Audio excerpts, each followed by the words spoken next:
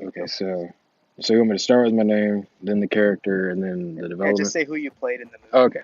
First, actually, let's talk about the movie first. Tell us Okay, no a little bit about the movie, what Okay. the movie's about. Okay. Let's see. Really.com, and you went to them. No shit. Yeah. It's awkward. All right. Yeah. Okay, I can't hear it anymore. All right, cool, thank you. That was gonna be confusing.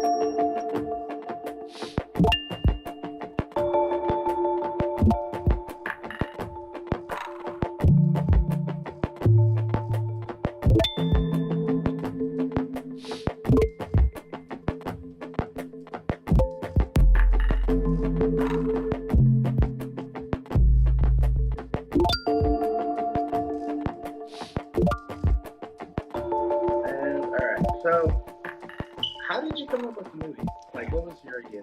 I think, I wrote it in 2016, but it's a story that I've been working on since like 2014. And I think it's just, living in Fresno and living in Santa Cruz, and it just kind of came from having somewhat similar experiences where I would just go out, try to have a good time, but shit would get real. Damn it! You would see parts of people that you never expected, and I wanted to capture sort of that feeling of having your naivety broken, your innocence broken down to a sense. So the movie is about Chad, who is doing a public access TV show, and by the time the movie is over, it's a found footage horror movie. I mean, the movie is very much about change and about false first impressions and putting yourself out there in a deceptive manner. No, it doesn't feel real, It doesn't have that Chad to the bone quality. Come on, let's just get going.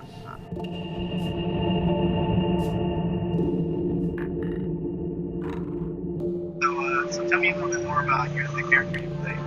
So I actually played Chad Delano, which is the getting drunk with Chad. He's the guy you're getting drunk with.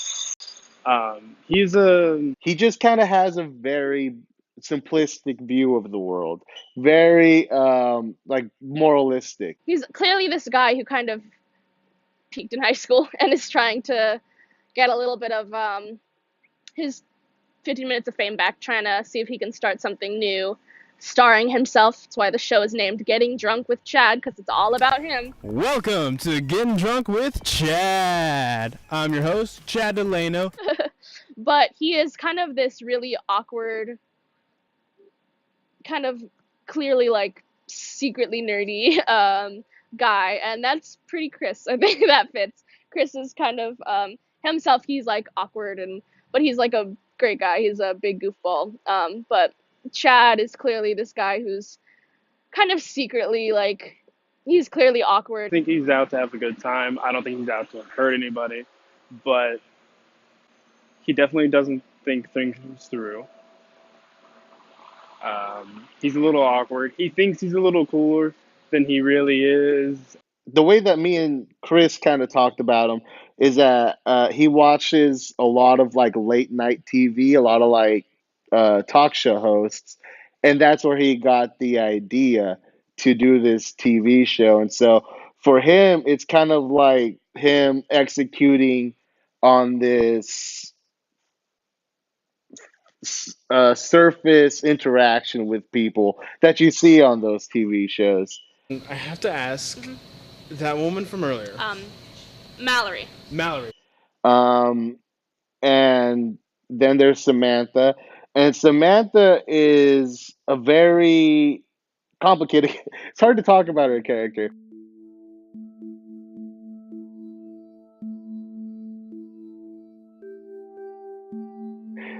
Because the situation that she finds herself in this movie is, in a lot of ways, not her fault. Like, we always kind of like talked that like in the very beginning of the movie, before we ever started shooting, like her character was just a really nice girl, the kind of girl that has problems saying no to people. You know what I mean? I really feel like Samantha is just this. She was a good natured person who just finds herself in a bad situation, and from there she's just trying to do the best that she can. She's playing a character who is Benny's wife in the film, and she had met him. I think it was maybe a year or so ago. She thought, of course, that he was a different person, and much of his confidence and stuff was also concealing certain things. Benny sees that and takes advantage of that, and she eventually finds a way to capitalize it on herself. A situation that was, on one hand, unpleasant, on the other hand, somewhat advantageous in terms of lifestyle and financial stability. So there's this juxtaposition here of, do I leave? When do I leave? Why do I leave? Why shouldn't I leave?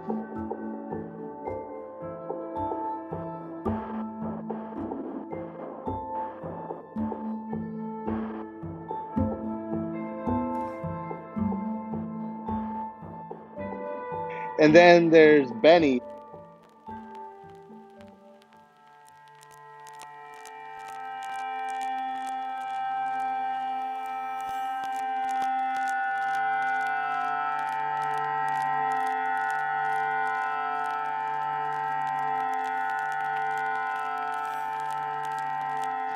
Tell us a little bit about Benny. Benny was something of a milquetoast throughout much of his earlier life. And then, through his bitterness, found a sense of strength that he confused with, say, courage and, actual true fortitude, basically. Jimmy played Benny, my abusive husband. Jimmy is really great. He's a really cool guy. He's an interesting character. He's kind of a vagabond. He's usually traveling. We did Silk, which is another a project where I feel like me and him were like just like completely on the ball and on the same page. And I remember when we were shooting Silk, there was a shot where the camera is just following Jimmy, doing this ritual with the knife, and the way that the lighting casted on him, and the way that he moved so slow, was just menacing. Like it was dark to look at, kind of scary. And as soon as I saw that, I was like, oh shit, that's Benny. Oh, Benny.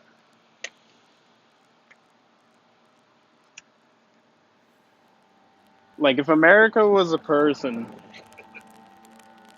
or at least everything that represents the bad side of America. Certain interest groups and were in possession of a certain impotent rage, which then, once they lashed out, they realized they had a power they maybe weren't aware they had, and then since then have become kind of mad with that power. And so that was kind of, I basically took all of that and put it into one singular character. This is this guy.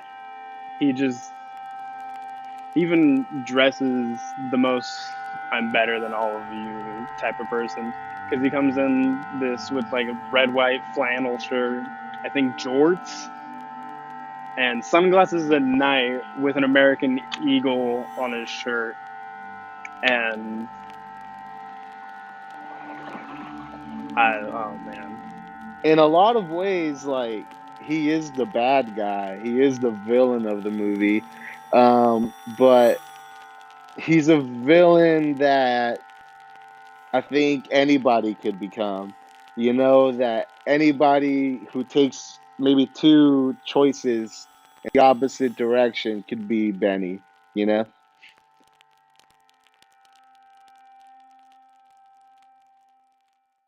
It's Cameron, right? Yeah. Cameron, the cameraman. Don't call me that, man.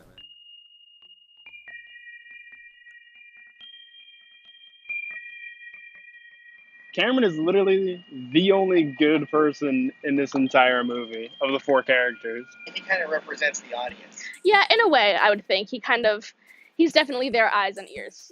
Everything we see from his perspective, and so we see what he sees, and so. How was that? You kind of repeated yourself a bit there? Did I? Yeah, you said Adderton like 4 times. Oh, well, man, I'm pretty stoked. We about don't this. get to learn much about him because he's behind the camera and he's silent through a lot of it, and only puts in his 2 cents when asked. He comes off as this guy who's good-natured, down for pretty much anything. He's basically the audience surrogate. He's there to, voice what I would imagine the audience is thinking and what their concerns are. He's going to follow Chad on all these zany adventures. And as the movie progresses, he's actually a really brave dude because the situation they find themselves in, as many times as Cameron is saying, we got to get out of here, this isn't our beef or anything. Dude, she doesn't want our help, man. He stays and he helps Chad. He's a very interesting character, and I would have liked to learn more about him, actually.